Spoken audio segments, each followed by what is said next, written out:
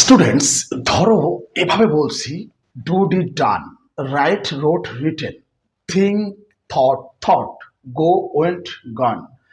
এই যে মানে ভার্বের কয়টা রূপ থাকে? তিনটা রূপ থাকে, V1 V2 V3। মানে present form, past form, past participle form, তাই না? একটা ভার্বের তিনটা রূপ থাকে। তোমরা যারা বিগিনার্স ইংরেজি শিখতে চাচ্ছ, তোমাদেরকে এটা মনে রাখতে হবে যে প্রতিটা ভার্বের কয়টা রূপ থাকে? তিনটা রূপ থাকে। কখনো প্রেজেন্ট ফর্ম, কখনো পাস্ট ফর্ম, কখনো পাস্ট পার্টিসিপেল ফর্ম ব্যবহার করতে হয়। দেখো, যখন ইংরেজি শিখতে যাবে তখন তোমাদেরকে এভাবে স্ট্রাকচারগুলো কিন্তু মনে রাখতে হবে। Subject plus V2 plus object, subject plus V1 plus object. কি ঠিক এটাই হচ্ছে মূল কাজ কিন্তু ইংরেজি শেখার ক্ষেত্রে। কখনো V1, কখনো V2, কখনো V3। মানে প্রেজেন্ট ফর্মকে V1, পাস্ট ফর্মকে V2 এবং V3 বলা হয় পাস্ট পার্টিসিপেল ফর্মকে। এটা কিন্তু মুখস্থ রাখতে হবে। ধরো তুমি পাস্ট ইনডিফিনিট টেন্স যখন করতে যাবে তখন তোমাকে V2 কাজে লাগাতে হবে।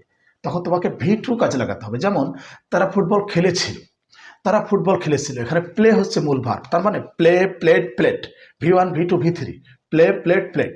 যখন পাস্ট ইনডিফিনিট টেন্সের রূপ দিতে যাবে তখন তোমাদেরকে V2 কাজে লাগাতে হবে। তার মানে তারা ফুটবল খেলেছিল, they played football, they played football. তার মানে তোমাদেরকে এরকম একটা তালিকা মুখস্থ রাখতে হবে।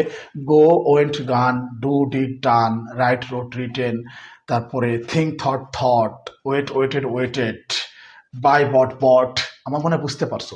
জাস্ট এভাবে যদি মুখস্থ রাখো এবং ভার্বের যে তিনটি রূপ আছে সে সম্পর্কে যদি তোমাদের ধারণা থাকে, তোমরা যদি জানো, তাহলে ইংরেজি শিখতে তোমাদের কোনো সমস্যা হবে না। ইংরেজিটা খুবই ইজি, মানে বাংলার থেকে ইংরেজি শেখাটা অনেক ইজি যদি একটু মনোযোগী হও। ভাঙা জিনিস আল্লাহ খুব ভালোভাবে ব্যবহার করেন। মেঘ ভেঙে বৃষ্টিতে রূপ দেন, মাটি ভেঙে ফসলের জমিতে রূপ দেন, বীজ ভেঙে নতুন চারা গাছের জন্ম দেন। তাই জীবনের সমস্যায় পড়ে যদি ভেঙে পড়েন, হতাশ হবেন না।